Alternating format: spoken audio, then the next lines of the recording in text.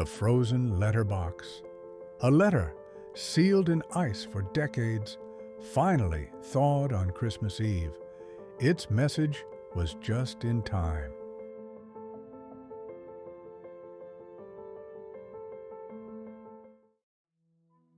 At the far end of Elmwood Lane, where the trees leaned close enough to whisper secrets to one another, stood an old red letterbox.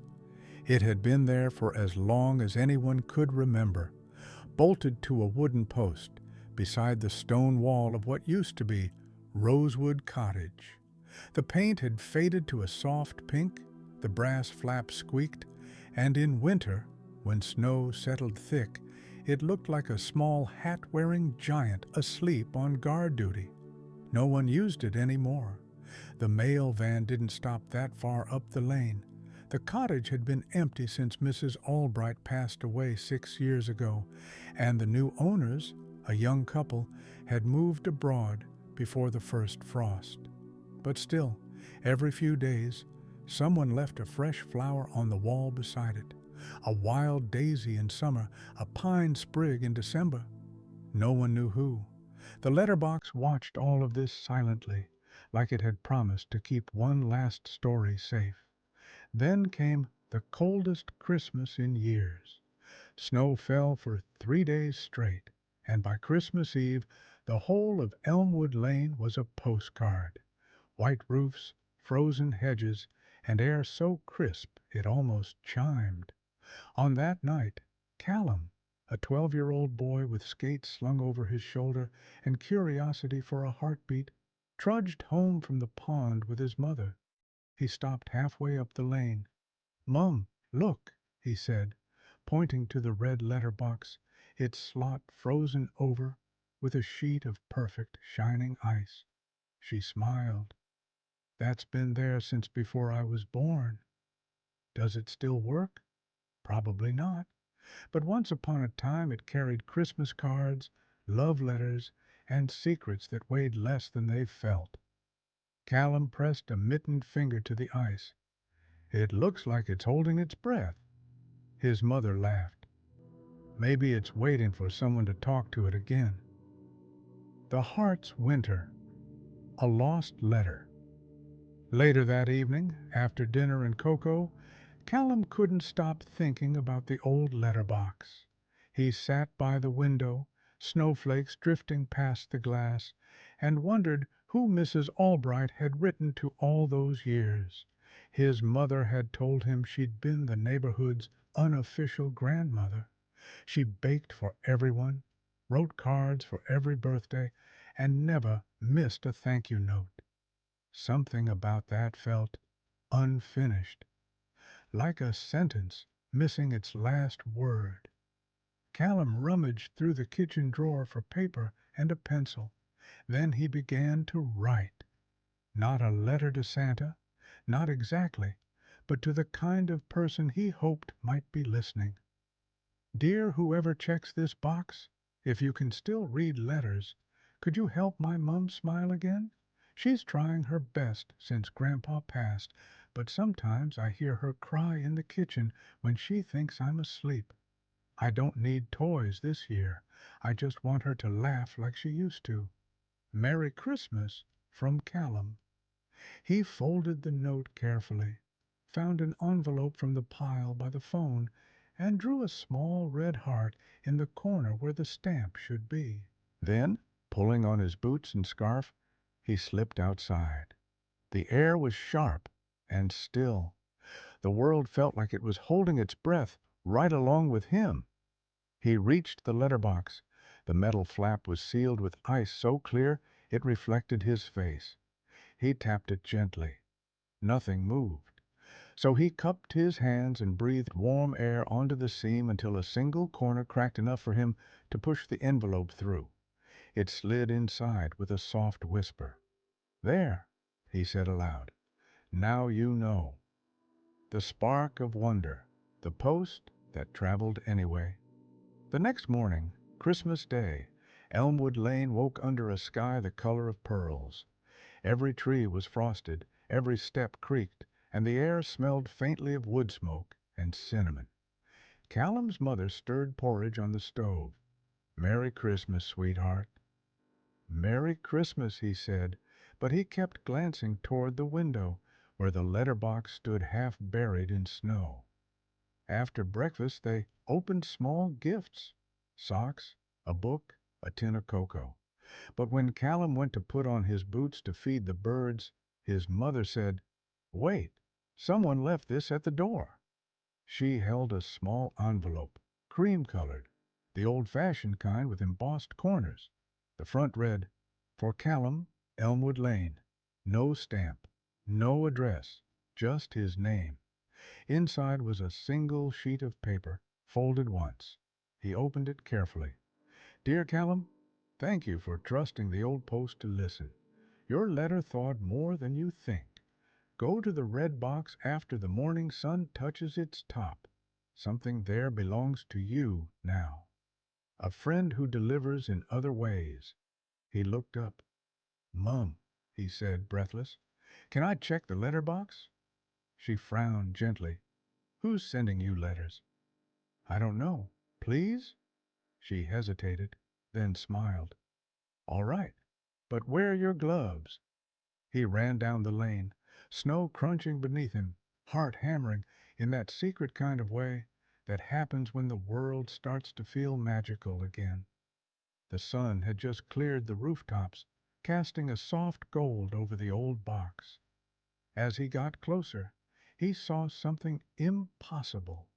The ice was melting, not all at once, but in shapes, circles, swirls, words, tiny patterns in the frost, spelling out faint letters that shimmered for a moment, then vanished. He reached out. The flap lifted easily. Inside lay a small parcel wrapped in brown paper and tied with twine.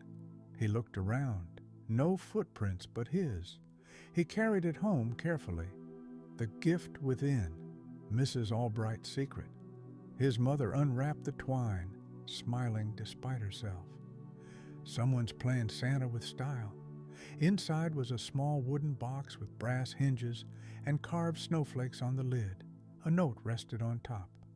"For whoever remembers to write, from Mrs. Albright, 1972. They exchanged a stunned glance. Inside the box were dozens of tiny folded letters, old, yellowed, fragile. Each was addressed in the same neat handwriting. To the boy who feeds the birds, to the widow who misses the sea, to the girl who wants to be brave, to my future neighbor. There must have been 20 of them. At the very bottom, one more envelope, newer than the rest. To whoever keeps hope alive." Callum's mother unfolded it and began to read aloud. "If you find this, then you are someone who still believes that words can travel even when the road looks closed. This box is my Christmas gift to Elmwood Lane. Inside are letters from moments when you don't know how to be kind but wish you did. Take one when you need it. Leave one when you can. Hope, you see, is a chain letter. With love, Beatrice Albright." Callum and his mother sat in silence, the weight of it beautiful and strange. Then his mother smiled for the first time in weeks, really smiled. "Let's open one," she said softly. They chose "To the Widow Who Misses the Sea." Inside were 2 seashells and a note that read, "The tide never forgets where you stand." Callum blinked. "She wrote these for everyone?" His mother nodded. Maybe she knew someday someone would need them. They read a few more. Each one seemed written for someone right now.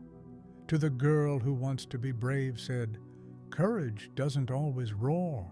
Sometimes it's just walking to the mailbox anyway." To my future neighbor said, "If you're reading this, welcome home." And suddenly, Callum knew exactly what to do. The whisper of Christmas, letters that melted the cold. That afternoon, Callum and his mother bundled up, took a handful of the letters, and went door to door along Elmwood Lane. At the house with the green shutters, they left to the family who feeds the birds in the wreath. At the apartment with the cracked porch light, they slipped to the man who works late under the mat. At Mrs. Adler's house, the one with the pine sprigs in her vases, they left to the neighbor who still hums when she dusts. And when they returned home, they placed the wooden box back inside the red letterbox with a new letter of their own. Dear Mrs. Albright, thank you for keeping hope in your mailbox until we were ready for it. We'll keep delivering. The Morans. By evening, other neighbors had found letters too. The doorbell rang twice, one woman bringing cookies, another bringing tears and hugs.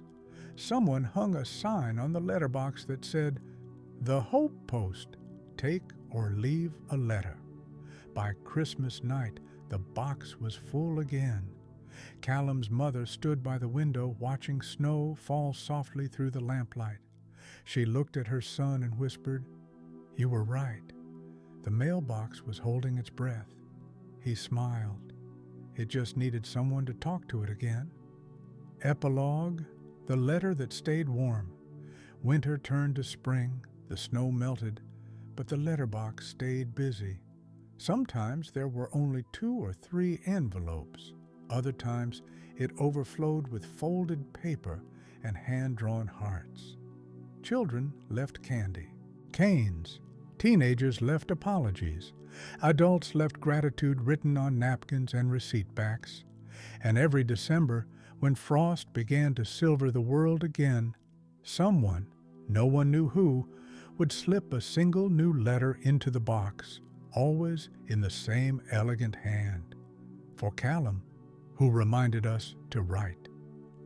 The town never found out where the letters truly came from, and no one ever saw who left the flowers by the wall. But everyone agreed that the lane felt different, lighter, kinder, like the air itself had learned a new language. As for the letterbox, it still squeaked when opened, still wore its winter hat of snow, still gleamed in the morning light. But on cold days when you touched its brass flap, it no longer felt frozen. It felt warm. And if you listen closely, right when the wind hushes, you can almost hear the faint rustle of pages turning and a voice, soft as snow, saying, "Letters are just hope folded small enough to fit through a door." And that's how Christmas found its way into another heart.